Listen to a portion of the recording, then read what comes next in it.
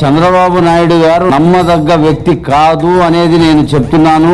మొదటి నుంచి సొంత తమ్ముడినే మోసం చేశాడు, సొంత తమ్ముడికే టికెట్ ఇవ్వలేదు. నేను ఈ రోజు కాదు నెల రోజుల నుంచి అడుగుతున్నాను, నీకు దమ్ము ధైర్యం ఉంటే నీ తమ్ముడిని తీసుకొచ్చి ప్రవేశపెట్టు, చూపించమని చెప్పి దాని గురించి రెస్పాన్స్ లేదు.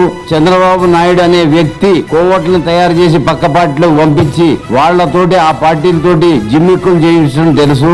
ఇటువంటి పనులు చేస్తూనే చంద్రబాబు నాయుడు గట్టెక్కుతున్నాడు. సొంత చెల్లెలు చంద్రబాబు నాయుడు గారి చెల్లెలకి తిరుపతిలో యాక్సిడెంట్ జరిగితే ఆమె ఈ రోజు పరిస్థితి చాలా దారుణమైన పరిస్థితి, హాస్పిటల్లో గడుపుతుంటే గత 12 రోజుల నుంచి ఈ రోజు దాకా చంద్రబాబు నాయుడు గారు గాని ఆయన కొడుకు గాని ఆయన భార్య గాని సొంత చెల్లెల్ని పలకరించే పరిస్థితి లేదు. ఒక ఫోన్ కూడా చేయలేదు.